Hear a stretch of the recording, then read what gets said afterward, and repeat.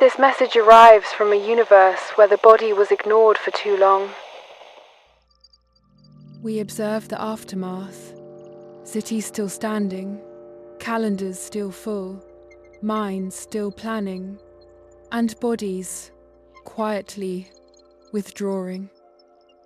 In your world, you learn to override sensation, to treat discomfort as background noise, to postpone rest until permission is granted. You call it discipline. We call it disconnection.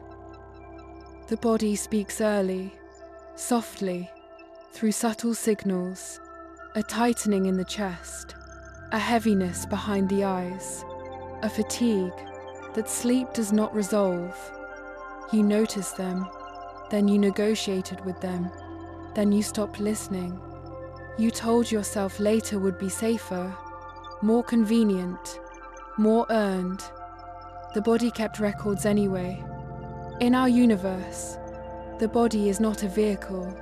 It is an archive.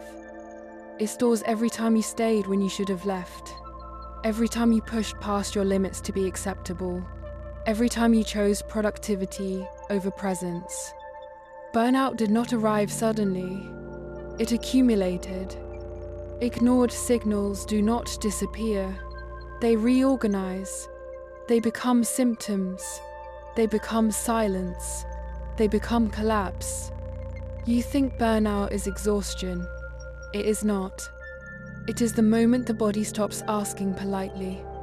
When you stopped listening, the body changed its language, from whispers to alarms, from fatigue to pain, from discomfort to shutdown. Not to punish you, to protect itself. In your culture, rest is treated as weakness, sensitivity as inefficiency, limits as obstacles.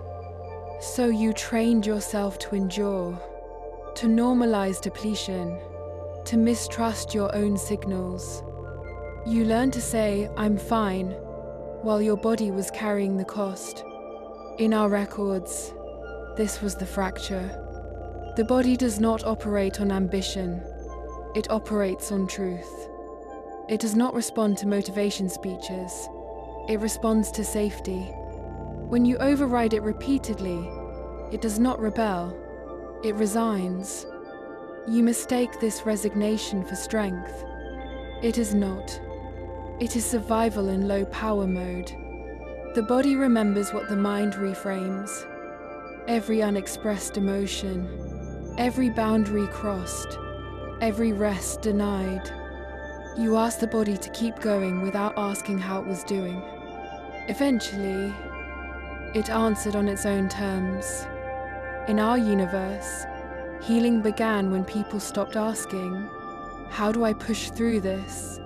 and started asking, "What have I been ignoring?" They learned that symptoms are not enemies. They are messages delivered too late. Burnout is not failure. It is communication delayed. The body does not want you to stop living. It wants you to stop abandoning it. When you listen again, it does not demand perfection. It asks for consistency, for pauses that are not earned, for rest that is not justified, for care that arrives before collapse. You do not need to wait until everything falls apart to respond. The body speaks now, in subtle shifts, in breath, in posture, in the quiet sense of no. In our universe, people relearned a forgotten skill, to check in before committing, to rest before exhaustion, to stop before breaking. They discovered that listening early prevented emergencies later. If you are listening now, this is your reminder. Your body has not betrayed you. It has been loyal beyond reason. It carried you through every override, every denial, every postponement. It is still speaking. Slow down enough to hear it. What you listen to now determines what you have to survive later. End of transmission.